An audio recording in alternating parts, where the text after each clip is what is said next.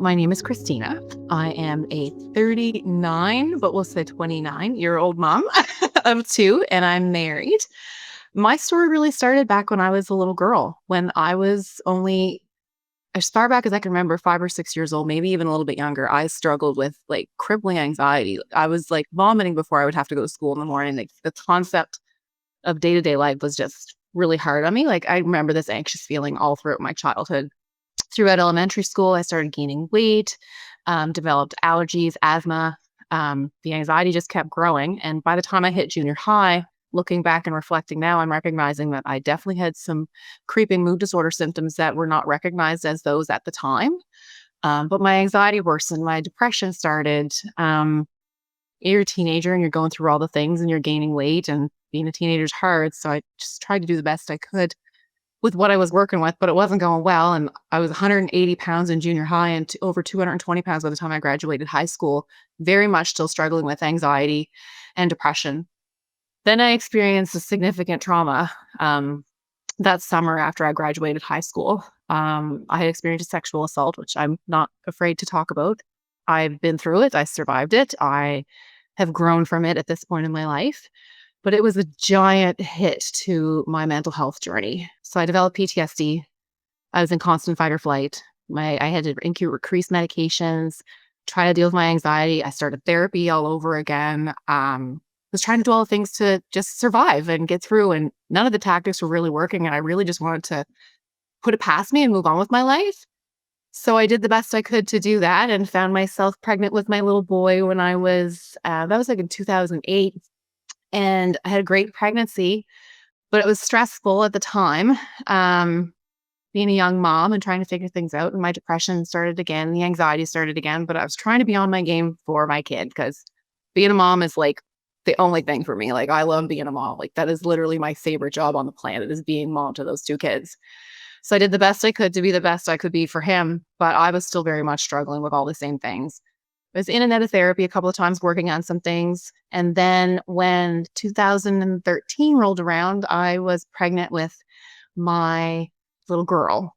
And it was a very uncomfortable pregnancy. I developed postpartum depression during pregnancy. Whether or not you want to call it developed it during pregnancy or after, it was triggered during pregnancy, and it became much worse after pregnancy. She was born into the world with colic and jaundice, and it was just a long 10 months where my medications were increased. And to be honest, her entire first year of life is a blur.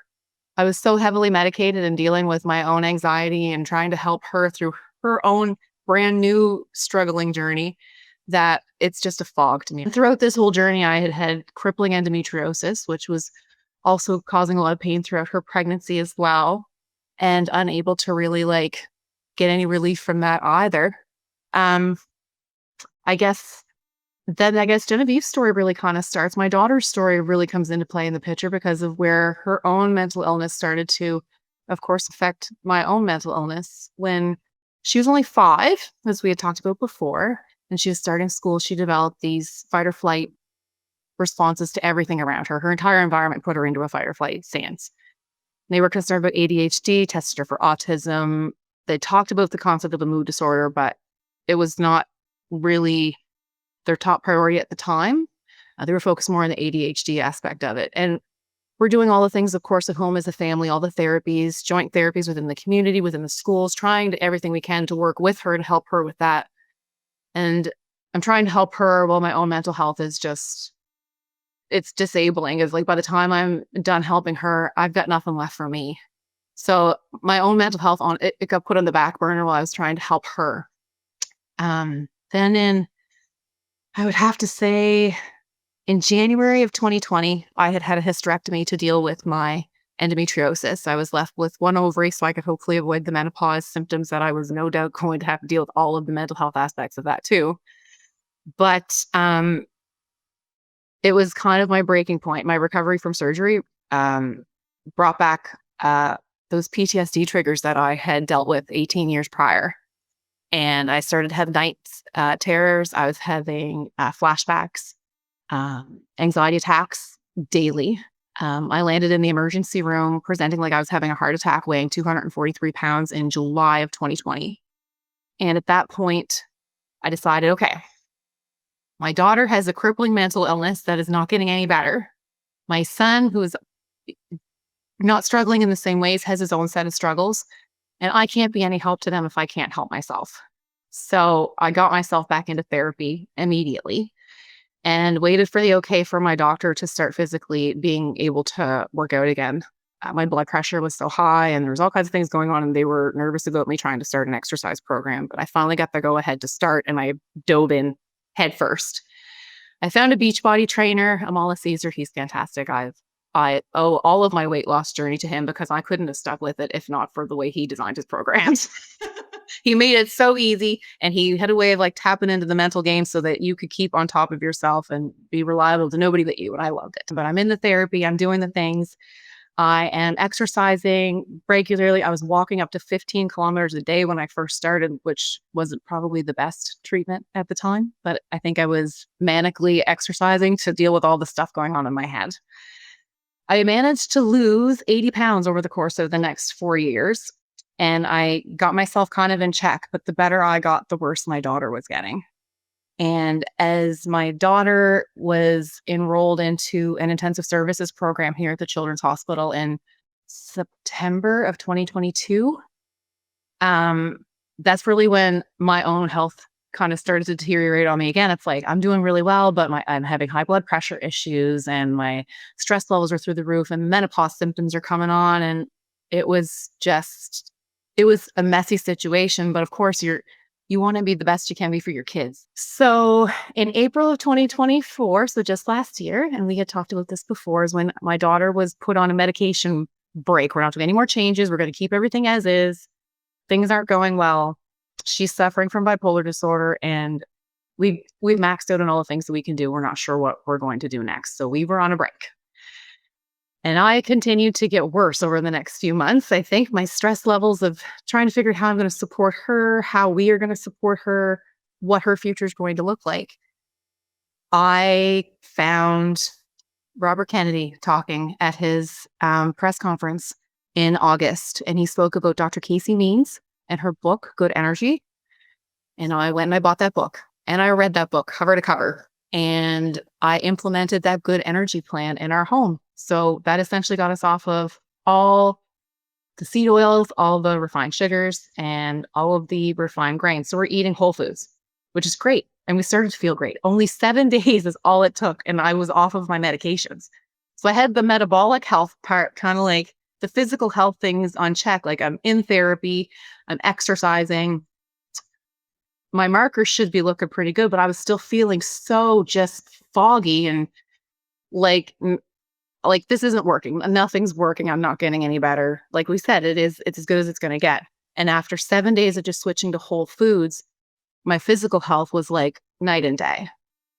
And my daughter came off of her afternoon medication at the exact same time because she was not having the same reaction to the medication she was having before. She was actually getting worse in the afternoon. So that was after only 7 days of just switching to whole foods. So a month later, when I found Dr. Chris Palmer, while following Dr. Casey Means speaking at the Nutrition Roundtable, and he sat there and said that he was treating bipolar and schizophrenia with a whole foods ketogenic diet, I didn't question him one bit. I ordered his book before he was done speaking, and we implemented the diet in our home. And in only 3 days, my daughter hasn't had a manic episode since. She hasn't had any of those symptoms that were crippling her from before, like no hallucinations. It's all stopped.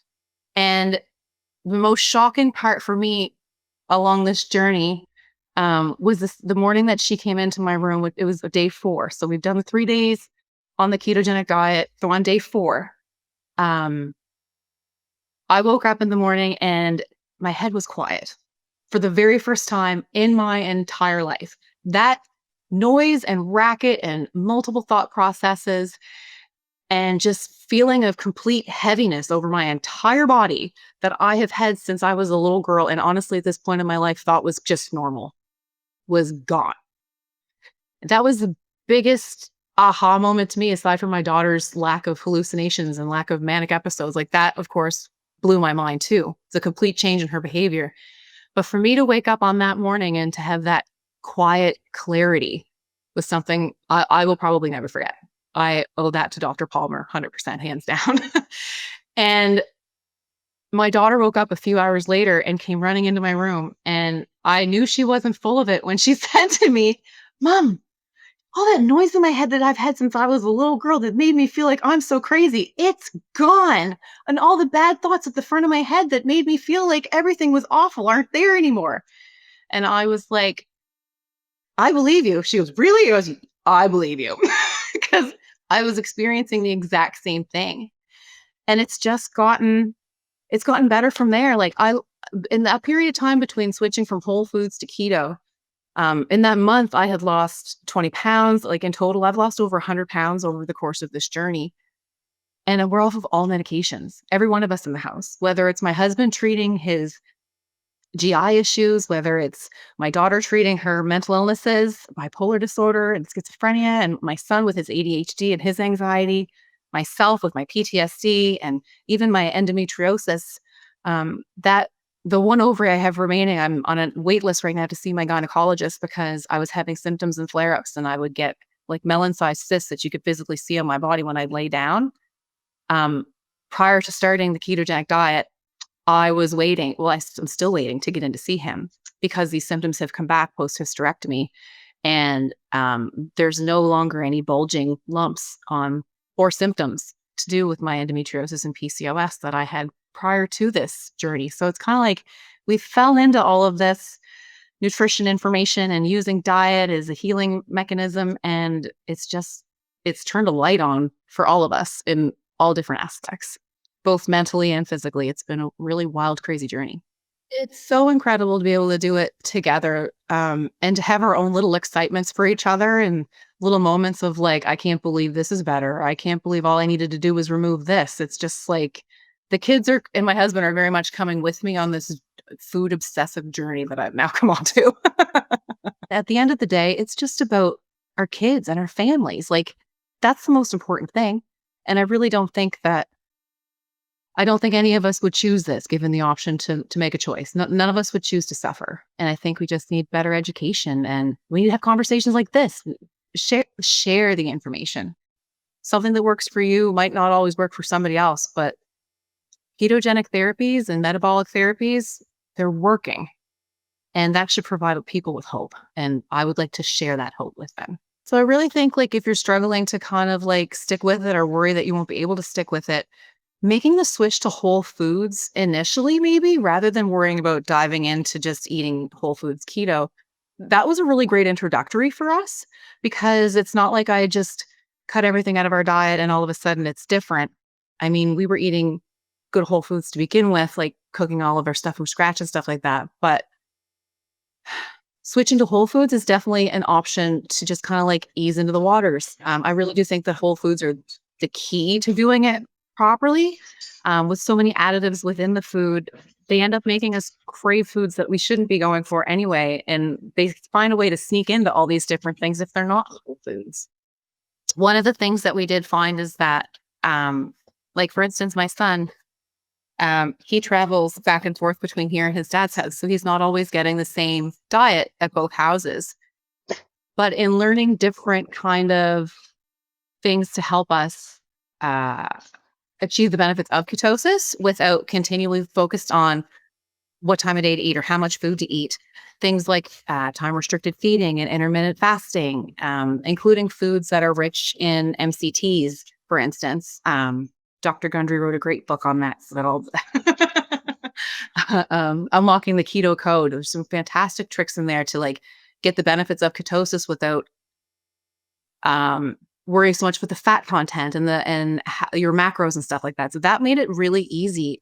Finding ways to get the benefits of the keto diet, I think, is really key to incorporating it into your own lifestyle, finding ways to make it work for you. It doesn't need to necessarily be strict. It needs to work for you. And if it doesn't work for you, it's going to be hard to stick with it. So if you're struggling with, I think, different aspects of it, I really think that it comes down to sitting with someone and meeting them where they're at. What are you struggling with? Why is that a struggle? What can we do that can help alleviate that? And I do find that there's ways to work around it. And the feeling you feel once you get there is it's worth it. It's worth those little steps you have to take to figure out those little curveballs you might get thrown along the way, I think. So if somebody were to ask me why choose the ketogenic diet instead of just taking medication, my personal experience has given me enough insight to say medications didn't give me the kind of relief that I've got right now. I've never in my life had a medication give me the benefits that I've got right now. And we all need to eat. So what is the harm in just giving it a try?